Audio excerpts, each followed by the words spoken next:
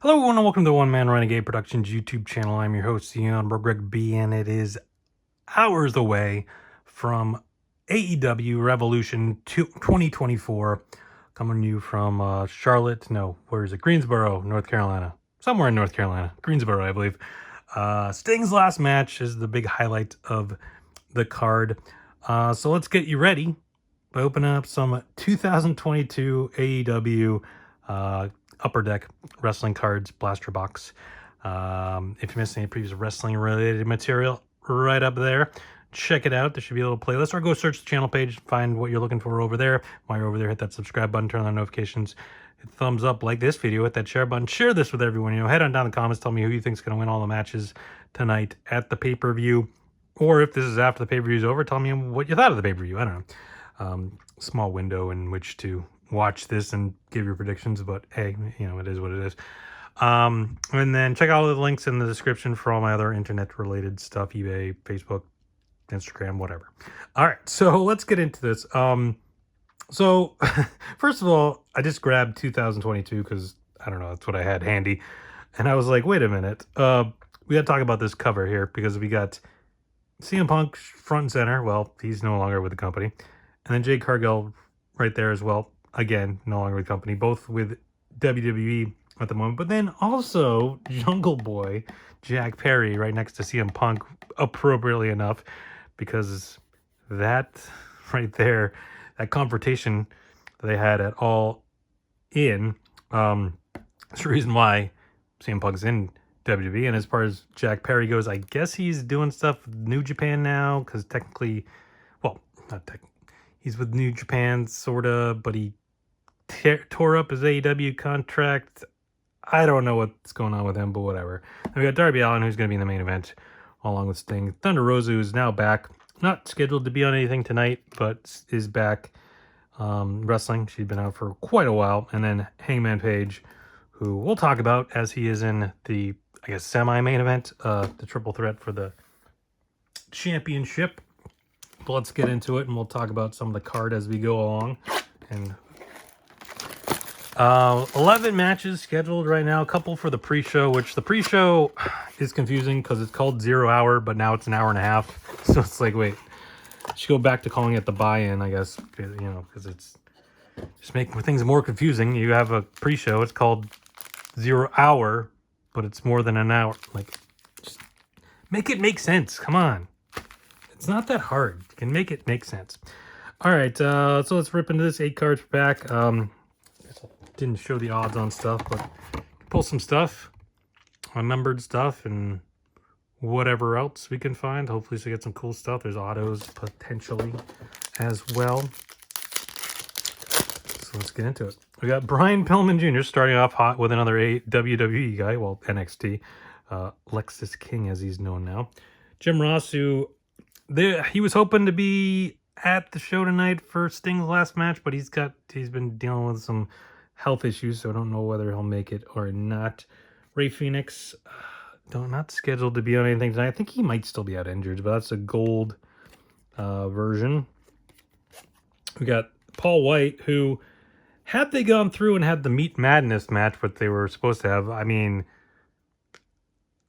I don't know how he wouldn't have gotten involved in that somehow, right? But no, they're not having it, so I wouldn't expect to see him on anything. Orange Cassidy, main features. That is an insert. Of course, he'll be defending the international title against Roderick Strong, who I think Roderick Strong, if they're going to make, or Roddy Strong, whatever he's going by now these days, I think if they're going to make anything out of this Undisputed Kingdom, he's got to win, right? Because, I mean, Wardlow was also involved in the match, and I guess technically he's in the Undisputed Kingdom, but you wouldn't know it by watching television because he never comes out with them. They never come out with him. He's kind of doing his own thing, and it's like, well, is he in it or not? It's like, it doesn't really fit in the group either.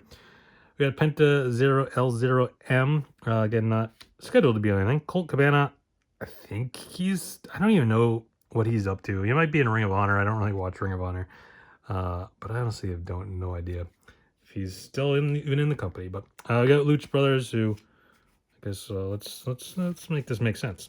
It's not that hard. Make it make sense. All right. Let's keep going. We got Sting. All right, of course, Sting going to be in the main event along with Darby Allin defending the AEW Tag Team Championships against the Young Bucks. Now, it's supposed to be his last match. Now, in wrestling, you never say never, until, you can't. Leave it at that. So, I mean, I would imagine it's his last match. I'd hope it'd be his last match, but he's had a last match before, although that wasn't on his terms because he got injured and said he couldn't go anymore. But then years later, we know how that works. There's plenty of guys that have had to retire and because of injury and then came back. So, I mean, I gotta imagine they lose, but I don't know. Like, if he was having the final match that he probably should be having, which was him versus Darby Allin, which would tie the whole story together and make sense, as opposed to him and Darby winning the tag titles, which fine, and then fighting the Young Bucks, which I mean, they're EVPs. I know that's part of their gimmick, but at the same time, it's like, you guys are actually EVPs and you're putting yourself in this main. I mean, supposedly this is what Sting wanted, I guess, but honestly, a one-on-one match versus Darby Allin would have made a ton of more sense. Britt Baker, not sure where she's at these days. Injured, or I'm not really sure. Got Andrade Gold Card. Of course, he's back in WWE. Got Lucha Brothers. This is some sort of parallel. Does it say?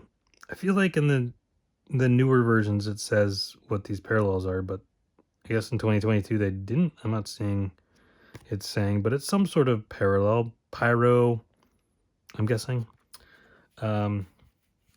Debut dates. We got CM Punk. Of course, we talked about CM Punk earlier. In WWE, of course, injured right now. Now, it's kind of funny because you got Jade and CM Punk, both in WWE, have been for quite a while, but both of them have only had one match, and it was the Royal Rumble. Now, of course, CM Punk had a couple of non-televised matches, but I don't think Jade has had any other matches except for the Royal Rumble. Supposedly, she was supposed to be in the Elimination Chamber, but it wasn't. Obviously, CM Punk would have been in the Elimination Chamber if he had gotten injured. But interesting. Nonetheless, we got breakouts. It's kind of cool card. Christian Cage, of course, he'll be defending the TNT Championship against Daniel Garcia. There's another CM Punk. Daniel Garcia tonight. I kind of am leaning towards Daniel Garcia winning with with Adam Copeland getting involved because he's out injured right now.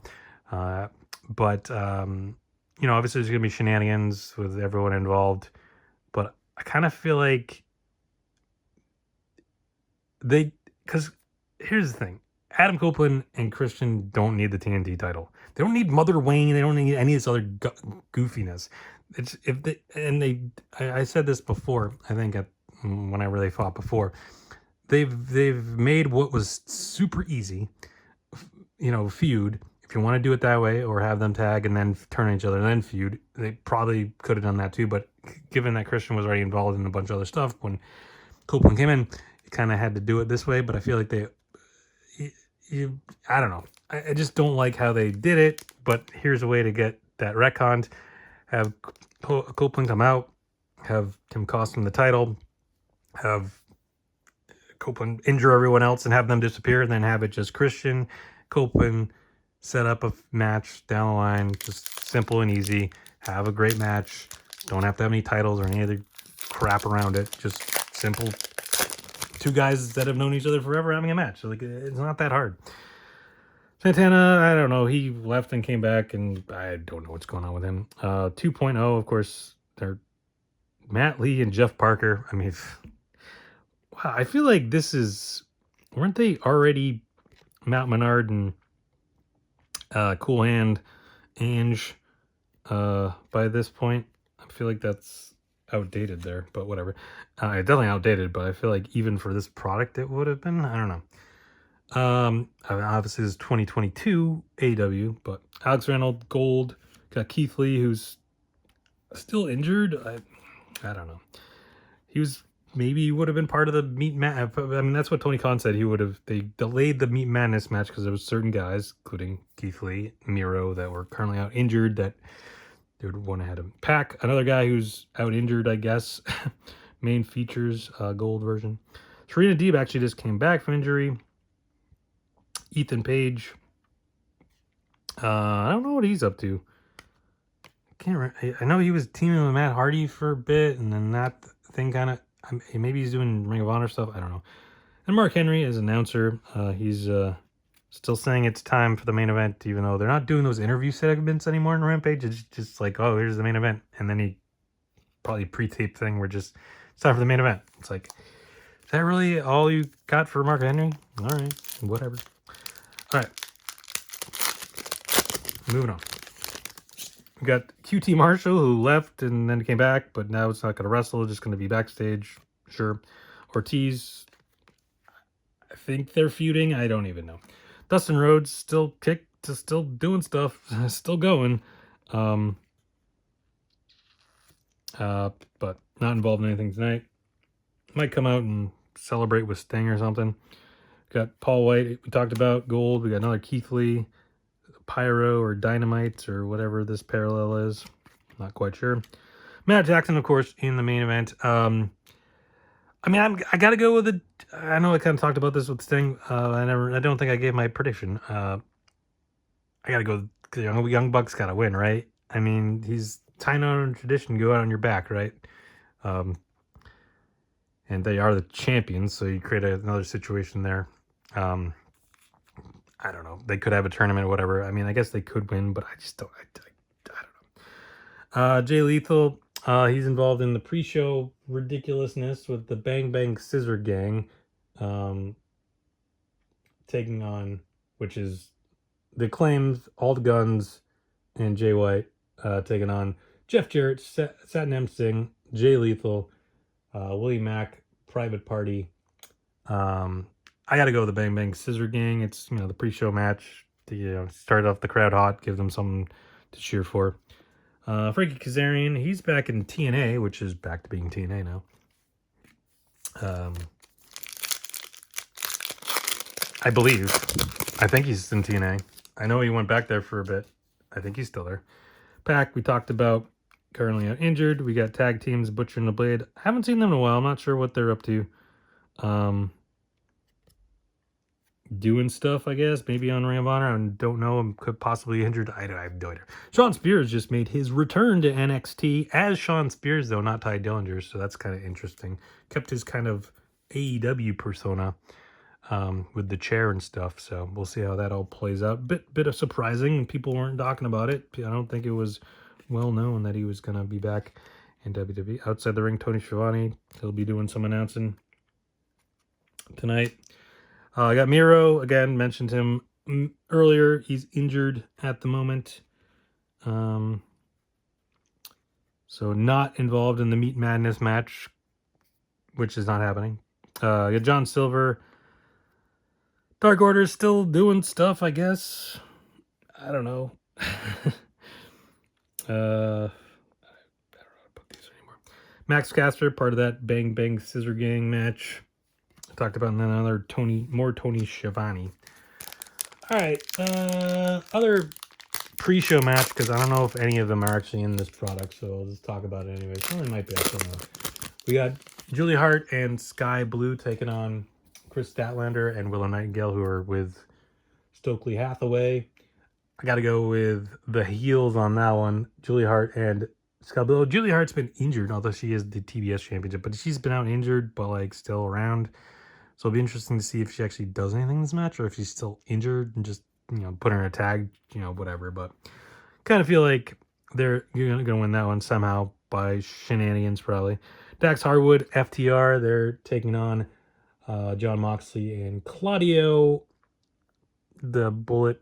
What are they called? The Blackpool Combat Club for some reason still. I'm going to go with FTR on that one. They previously had a match and went to a time limit draw, so they're having another match. Really no other story than that. We got Jamie Hayter, who still had injured. don't know if she's going to be back anytime soon. We got Jake Hager, who just recently helped somebody. Was it Orange Cassidy? I feel like he came down and helped somebody and had his hat back or something. I want to say it was Orange Cassidy, but I don't, against the Undisputed Kingdom, I believe, on maybe Collision last week, or no, I guess maybe it was Rampage. I don't know, whatever. It's hard to keep track. Got the Bunny, the gold version. I believe she's no longer with the company. I don't know where she's at the moment, but I feel like she left the company. Got a nice Chris Jericho, numbered to 399, a green something or other to 399. Of course, he'll be in part of what became of the Meat Madness match, which is now the All-Star Scramble match, which has got Jericho, Wardlow, Powerhouse Hobbs, Lance Archer, Hook, Brian Cage, Magnus. Would not confuse with the other Magnus, of course, the Nick Aldis, who was Magnus in TNA, but this is a Mexican guy named Magnus. I don't really know anything about him. And Dante Martin. I gotta go the Wardlow on that one just because I feel like he was gonna win the Meat Madness match. So just have him win this, and the winner gets a future AEW Championship match. Kenny Omega, of course, out, still injured, got the diverticulitis. Unfortunately, Matt Sydal, he actually just lost the challenge to Magnus for the qualifying match for that match. And the Butcher, we talked about moments ago. Tag team, not sure. They haven't done anything recently. All right, a couple more packs to go and a bunch of matches I don't think I've talked about. So hopefully we get some cards. And Nyla Rose, I feel like she's been in Ring of Honor recently, but not too much on AEW. Arn Anderson hasn't really done much since Cody left. We got, of course, Jurassic Express. They're no longer a team, and he ripped up his contract. He's Killswitch now, and of course with Christian. That's the gold tag team. Britt Baker, we talked about. Penta, we talked about. Griff Garrison. Really, he pops up now and again, but I don't really know what he's doing. I mean, obviously, he was tagging with Brian Pillman Jr. for a bit. And of course, he left. So, Matt Jackson, we talked about, and Santana and Ortiz, we talked about. I don't really know what they're doing. They were kind of feuding, but not really, but sort of. But then I feel like it pivoted to something with Eddie Kingston, and then it never really went anywhere. Speaking of Eddie Kingston, though, he is defending his Continental Championship, or whatever it's called, against Bryan Danielson.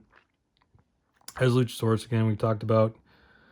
Orange Cassidy, of course, talked about. He's defending the thing. Billy Gunn's going to be involved in that Bang Bang Scissor Gang thing. Taz, of course, going to be doing some announcing and is watching his son do stuff. Jade Cargill, I'll talk about in a second. But anyways, yeah, so I think Eddie Kingston's going to win. Bryan Danielson seems to be on his farewell tour and just kind of putting over people as he goes out. I mean, sort of turned heel more so. I mean, as part of the Blackpool Combat Club, I don't know. There's too many tweeners in AEW at this point. We'll talk about it in a minute when we talk about the main event. But like they were bad, but then they were sort of good. But then Danielson was good, but the other ones were bad. I don't know what happened to Wheeler Yuta. He's kind of disappeared. But now they've all kind of just become really bad recently. So I guess they're bad, but I don't know. Jake Cargill, pyro thingy, followed up by CM Punk. So some more WWE people. I really kind of lost track of my piles here, but whatever. Keep staying front center. They got Nick Jackson, of course, in that main event. And then Jungle Boy, we've talked about a bunch. Ripped up the contract, all that stuff. All right, so what else haven't we talked about? Because obviously some people that weren't in this product, so we didn't come across them. So let's just run down the card real quick in total, and I'll make my predictions. So the Bang Bang Scissor Gang beating the Jeff Jarrett team. Got I think that's going to happen. We had Julia Hart and Sky Blue. I think they're going to beat Chris Statlander and William Nightingale. Got the All-Star Scramble, which I think Wardlow is going to win. FTR versus Blackpool Combat Club. I got FTR. Christian Cage against Daniel Garcia. Shenanigans afoot. I think Copeland was getting involved. I think Daniel Garcia wins that one. Orange Cassidy versus Roderick Strong. I'm leaning towards Roderick Strong just because I feel like they need to make something of that. I mean, I know Matt Taven and Mike Bennett are the Ring of Honor Tag Champions, but whatever. I don't know. And then the Wardlow's involved in another match, but again, if you unless Wardlow had been in that original like thing with them, if you told me he was still in the group, there's nothing on TV that has really shown that. I mean, I don't know. He's kind of like sort of in that group, but like a Jace. Sort of like I guess when Bryan Danielson was in Backbook Combat Club, but he was always on Collision and the other guys were always on Dynamite. It was like, wait, is he in the group or not? Kind of similar to that, I think.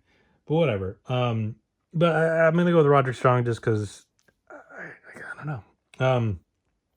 They got Will Ospreay making his AEW debut, sort of, kind of, maybe, against Takeshita. They're both for now, both in the Don Callis family group, but I feel like that's gonna explode. But I gotta go Ospreay in his first match, and I don't think you're gonna have him lose to Takeshita, but they never really did end with Takeshita beating people, so I don't really know what they're doing with Takeshita. But regardless, I don't think you're gonna have Ospreay lose his first match in. Kingston and Danielson, we talked about that. I think Kingston's gonna retain. Then we had Timeless Tony Storm defending the women's championship against Deonna Purrazzo. I mean, they build up the storyline okay with them being former friends or whatever, but ultimately I don't think we're done with the Tony Storm thing. I feel like there's someone on the horizon that's going to probably take that belt from her at some point. We'll talk about that in 1 second. But then we got the co-main event, if you want, like, sort of, kind of. I mean, I guess sort of it's the main, I don't know. We got the triple threat match not triple threat match, that's a WWE thing. A three-way match for the AEW World Championship. Now, here's what I was talking about, the tweener problem with AEW seems to have. Because we got Samoa Joe versus Hangman Page versus Swerve Strickland, and they're all basically tweeners at this point, because like Samoa Joe he's not really bad, but he's not really good. And then Swerve literally broke into the guy's house and threatened his child, but yeah, people are cheering for him. But then that same guy that he's broken into his house and threatened his children then did this weird, like, injury thing that made absolutely no sense. So he gets injured in a match, but yet they don't ever mention it or talk about it that he's injured. It doesn't factor into the end of the match really. At one point he kind of waves off the camera to kind of seem like he's injured, but they don't say anything about it and don't talk about it. So then it only comes up on the internet later, and people are like, wait, is he really injured and not really injured? So then people got to get a report to see if he's actually injured, and it turns out he's not injured. It's part of an angle, but what angle? Because they never mentioned it or talked about it at all. Jerry Lynn got mad about the whole thing. But it's like, unless you're having someone actually injure him and like talking about, oh, he might be injured, he might not be able to make the match, what's the point? Because then he comes out on Dynamite being like, oh, you may have not have noticed because no one actually mentioned or talked about it. I possibly got injured. But I'm fine, actually. Well, he didn't say it. He was on crutch. I don't think but then he's fine. Like, you literally people found out about this 2 seconds ago, and then he's faking it. Like, at least stretch it out over a few months or weeks, or at least till the pay-per-view. Like, why just, I don't know. Because then, sorry, I'm going on a rant. I apologize. It's a super long video. Doesn't need to be, but it is. Rey Mysterio returned on SmackDown this week and did very similar thing. Came out on crutches, but then it really wasn't hurt. Attacked Phantasmo with Delgado del Phantasmo with crutches. Okay, well, we knew he was hurt, and they injured him and put him out for weeks. So then he comes back and he's on crutches. Oh, he's still hurt. And then, he's not. Oh, wait. Oh, he's not hurt. Whereas a guy sort of gets maybe injured in a match that no one mentions or talks about. And the only way you find out about anything about it was on the internet. And then, like, what? I don't know. Make it make sense. It's not hard. It's very simple. Don't, like, why are you relying on weird internet people to, like, talk about people talking on the internet? You're doing a TV show. I'm watching a TV show. Explain it on the TV show. I don't know. It just bothers me sometimes where AEW does these, like, relies too much on dirt sheets and internet gossip to put on, the flame storylines that they don't even talk about or mention on television. It's like, what's the point of any of it? And anyways, sorry, but regardless, I think Samoa Joe is ultimately going to retain here. He's going to stretch out the Page Swerve thing for further and pivot with something else. I don't know, but eventually I think Swerve will win, but I don't think it's in this match. But I could be totally wrong. And then the main event, of course, Sting and Darby Allin against the Young Bucks for the tag championships. I mentioned I think the Young Bucks are going to win, but if Sting and Darby win and then they do a tournament or something, it wouldn't surprise me either. Have a good feel-good go-home thing for Sting's last match. But again, like, he seems more of a traditionalist, so I feel like he's going to want to lose his last match. But, Ric Flair didn't. So, and he'll probably be there and do stuff. So, I don't know. And then the other kind of couple things to mention, although one of them I'm sure won't happen because it would kind of undermine something else that's happening in a couple weeks. But Sasha Banks, Mercedes Moné, is debuting no, what was I trying to say? Debuting soon. All things known, but everyone just is pointing at big business in Boston on the 13th, so I would expect anything to happen tonight. But the other person that could very well be debuting tonight in some form or fashion, Okada. Okada, was a free agent. He left New Japan. There was some speculation he might go to WWE, but ultimately I think everyone pretty much kind of assumed he was going to AEW, and it seems that way. Could happen tonight, could happen on Wednesday. I know they're doing a new Dynamite set and kind of rebranding Dynamite a bit on Wednesday, so it could be kind of a cool thing to do, save it for Dynamite. But again, it's pay-per-view, so they want to have something special on the pay-per-view. Wouldn't surprise me if he debuts tonight as well. All right, this video has been super long. There's just so many matches to talk about and rants to go on and a lot of cards open. So, all right, yeah, I apologize for me ranting and raving. But yeah, the pay-per-views tonight, AEW Revolution, should be a good show. I mean, they always usually put on good matches and stuff, even if the storylines don't make any sense or kind of blah. But the matches should be pretty solid. Probably be 5 hours long, but it's typical AEW, or including the pre-show, probably like 6 hours long, maybe. I don't know, whatever. Or the pre hour and a half, whatever. All right, now I'm just babbling again. All right, that's going to do it for this video. Thank you, everyone, for watching. I know it was super long, but hopefully you enjoyed it. And you're getting ready for AEW Revolution tonight. So thank you, everyone, for watching. Stay safe, have fun, enjoy the show. Talk to you next time. Bye.